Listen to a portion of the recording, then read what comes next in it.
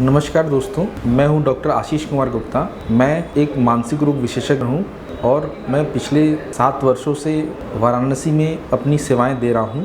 आशा neuro psychiatry clinic Maruadih Varanasi में। आजकल की भाग दौड़ की ज़िंदगी में मानसिक समस्याएं दिन ब दिन बढ़ती जा रही हैं। वैसे तो हर आदमी तनाव से जूझ रहा है, चाहे वो किसी भी आयु का हो, किसी भी वर्ग का हो, लेकिन कुछ मानसिक समस्याएं पिछले कुछ विगत वर्षों में काफ़ी तेज़ी से बढ़ रही हैं। उसमें से एक बीमारी है OCD, जिसके बारे में आज हम लोग बहुत संक्षिप्त में बात करेंगे।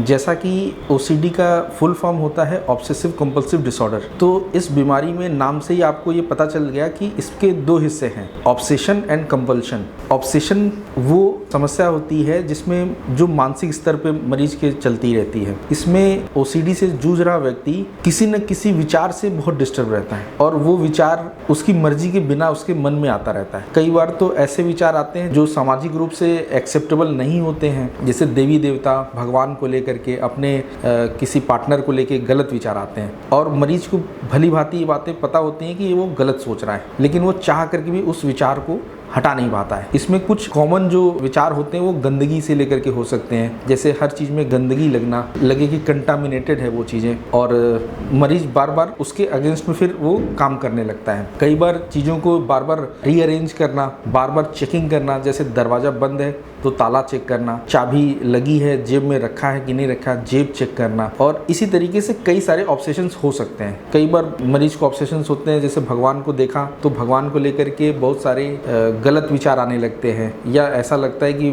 व्यक्ति ने मन्नत मान ली हो, उसके मन में ऐसे विचार आते हैं। और इसका जो सेकंड पार्ट है कंपल्शन। कंपल्शन का मतलब कि वो एक्टिविटी जिसको करने के बाद मरीज को आराम मिलता है। जब भी ऑब्सेसिव थॉट्स आते हैं पेशेंट को, तो उससे डेवलप होती बहुत सीवियर एंजाइटी। जब भी कोई गलत विचार उसकी मर्जी के खिलाफ आता है तो सामना करना पड़ता है घबराहट की, बेचैनी की, उलझन की, और वो इतनी कई बार तीव्र हो जाती है कि मरीज उस चीज़ को बर्दाश्त नहीं कर पाता है। तो उसको बहुत ज़्यादा उसके स्वभाव में परिवर्तन होने लगता है, जैसे अकेलापन रहना, चिड़चिड़ापन होना, गुस्सा करना, नींद में कमी आना। इस ऑब्सेशन से डेवलप एंजाइटी को कम करने के लिए कई बार वो कंपल्सिव एक्ट करता है, जैसे बार बार गंदे का विचार आया तो साफ सफाई करने लगा, भगवान के लिए कोई विचार आया तो भगवान से कोई अवॉइड करने लगा, या लगे कि कोई चीज़ सही से व्यवस्थित नहीं रखी है तो उसको बार बार व्यवस्थित करने लगा।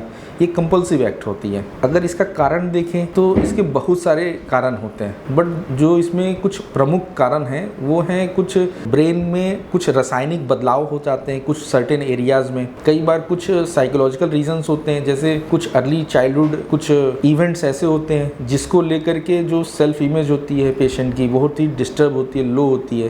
तो कई बार उन चीज़ों, पास्ट एक्सपीरियंस की वजह से भी आदमी को कंपल्सिव बिहेवियर्स आने लगते हैं। और अगर इसकी इलाज की बात करें तो इसका इलाज बहुत सिंपल और साधारण है और बहुत उच्च गुणवत्ता के दवाइयाँ उपलब्ध हैं आज के समय में, जो कि इसको पूर्ण तरह से ठीक किया जा सकता है। इसके इलाज में मुख्यतः 2 तरीके की ट्रीटमेंट मोडेलिटी अवेलेबल है। एक तो फार्माकोलॉजिकल है जो हम दवाइयों की मदद से करते हैं, दूसरा इसमें पेशेंट की बिहेवियर थेरेपी होती है। उसके तरीके होते हैं, किस तरीके से किस चीज़ की ज़रूरत है पेशेंट को, वो हम लोग डिसाइड करते हैं, उस हिसाब से हम लोग पेशेंट का इलाज करते हैं और कुछ धीरे धीरे करके कुछ महीनों में ये बीमारी पूर्णतः ठीक हो सकती है, यदि सही समय पे इसका उचित इलाज किया जाए तो। धन्यवाद।